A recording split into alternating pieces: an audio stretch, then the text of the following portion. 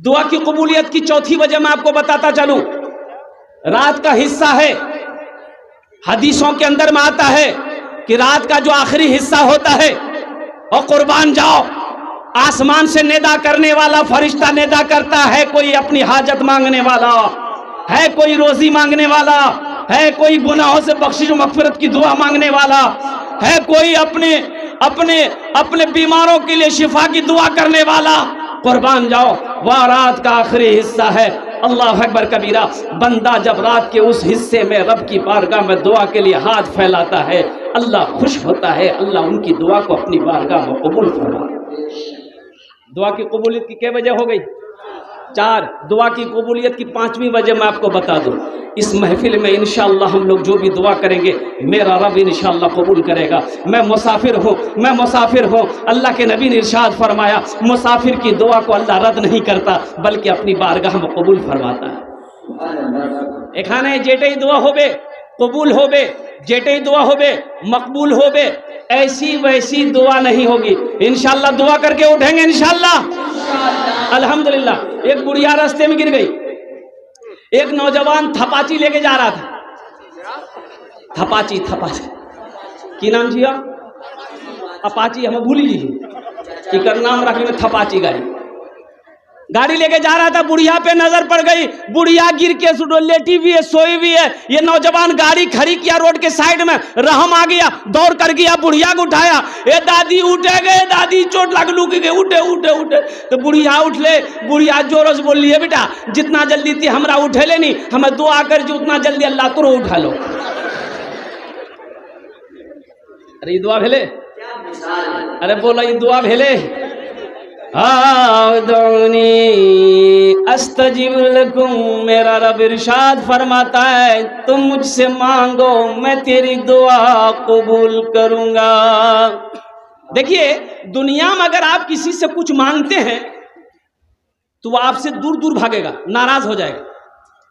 दुनिया में किसी से अगर आप कुछ मांग लीजिए, वो आपसे नाराज हो जाएगा। फालतू आदमी जी खाली पैसे मांगेंगे। बोले वो बात सही गलत है? फालतू आदमी जी चाह की दुकान में बैठवा, अभी बैठी तो चाह पी लालच से देखवा होटा कर लीजिए, अभी हेटा कर लीजिए घुसी। लेकिन कुर्बान जाओ, ये दुनिया का दस्तूर है, किसी से कुछ मांगोगे नाराज हो जाएगा। लेकिन मेरा अल्लाह कितना प्यारा रब है, अल्लाह से मांगो तो अल्लाह खुश होता है, नहीं मांगोगे तो अल्लाह नाराज हो जाएगा। सुभान अल्लाह, सुभान अल्लाह, सुभान अल्लाह। अल्लाह कहता है हमसे मांगो, हम खुश हैं, हम तुम्हें देंगे, हम तुम्हें देंगे, हम तुम्हें देंगे। जो हमसे नहीं मांगता है हम उससे नाराज हो जाएंगे। तो इंशाअल्लाह अल्लाह से मांगेंगे मेरे भाई। कितने लोग मांगेंगे? इंशाअल्लाह हाथ उठाओ। अल्लाह से मांगेंगे, अल्लाह से मांगेंगे। मेरे अल्लाह से बड़ा देने वाला कौन है? मेरे अल्लाह से बड़ा देने वाला कौन है? अल्लाह अकबर कबीरा। जिसके खजाने में किसी चीज की कमी नहीं है, जिसके खजाने में किसी चीज की कमी नहीं है, जिस चीज की भी जरूरत है अल्लाह से मांगो। 2 रकात नफल पढ़ लो, इंशाअल्लाह दुआ के लिए हाथ फैला दो, देखो इंशाअल्लाह मेरा रब देता है कि नहीं देता है। मेरा अल्लाह का वादा है, इन्ना वादा अल्लाह हक़ुन, अल्लाह का वादा हक है, अल्लाह का वादा सच्चा है, अल्लाह का वादा पक्का है। ए बेटा बैठ जाओ, ए बाबू बैठ, लग लो बैठ। संजीदा हो जाइए, अल्लाह से मांगना सीखो मेरे नौजवानों, मेरे बच्चों। ये मस्जिद का जलसा है, मस्जिद अल्लाह का घर है। मस्जिद किसका घर है बोलो? कौन? अल्लाह। वो अल्लाह जिसके कब्जे में हम सब की जान है। कौन अल्लाह जो जिंदा किया है? कौन अल्लाह जो एक दिन मौत देगा? कौन अल्लाह जिसके हमारे रहने के लिए जमीन का फर्श बिछाया? कौन अल्लाह? वो अल्लाह जो आसमान का शामियाना लगाया। कौन अल्लाह? वो वहदहु ला शरीकी ज़ात, अल्लाहु ला इलाहा इल्ला हुवल हय्युल क़य्यूम, ला ताख़ुज़ुहु सिनतुन वला नौम, लहू मा फ़िस समावाति व मा फ़िल अर्दि, मन ज़ल्लज़ी यशफ़उ इंदहु इल्ला बिइज़्निही, यअलमु मा बैना अयदीहिम व मा ख़ल्फ़हुम व ला युहीतूना बिशैइन मिन इल्मिही इल्ला बिमा शाअ वसिअ कुर्सियुहु समावाति वल अर्द वला यऊदुहु हिफ्ज़ुहुमा व हुवल अलियुल अज़ीम। कौन अल्लाह? वो अल्लाह हुवल्लाहुल्लज़ी ला इलाहा इल्ला हु आलिमुल ग़ैबि वश्शहादति हुवर रहमानुर रहीम। अरे मेरे अल्लाह की ताकत देखनी है, मेरे अल्लाह की कुव्वत देखनी है, मेरे अल्लाह की पावर देखनी है। एक अदना सा मुर्गी के बच्चा को देख लो, मुर्गी का बच्चा, अरे कुर्बान जाओ, मुर्गी का बच्चा, एक मुर्गी अंडा पर जब बैठती है तो 22 दिन के बाद बच्चा निकलता है। साइंस कहती है मुर्गी अंडा पर जब बैठे जी तो कितना दिन में बच्चा निकली? बोलो नहीं हो, अभी बोले ना 22 दिन, कितना दिन में? अब वो बच्चा अगर बाप कीजिए, हमरा मत पूछिए। अब मुर्गी बच्चा के बाप हमारा बता सके कि कितना कितना बाप जी को।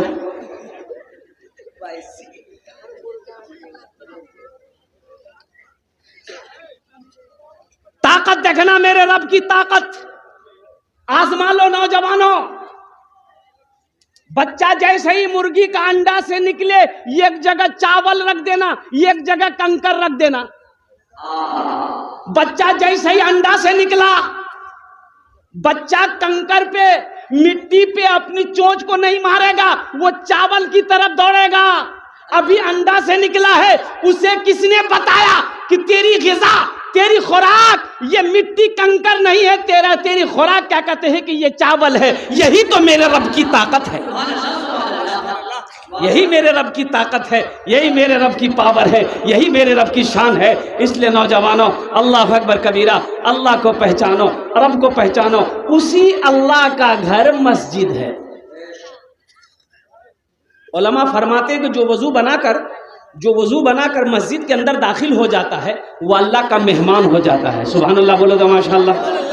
वो अल्लाह का कौन हो जाता है? बोलो भाई। आगे देखो, हमारे घर में कोई मेहमान आ जाए, मुखिया जी के यहाँ कोई मेहमान आ जाए, सरपंच साहब के यहाँ कोई मेहमान आ जाए, एमएलए साहब के घर में कोई मेहमान आ जाए, एमपी साहब के घर में कोई मेहमान आ जाए, तो वो मेहमान अगर रोटा मार्केट चला जाए, एमएलए साहब के यहाँ कोई मेहमान आया, वो अगर गिरवा चौक पर चला जाए तो चाय की दुकान में बैठा रहेगा, कोई पूछने वाला पूछेगा, हो नहीं पहचान ली के जी?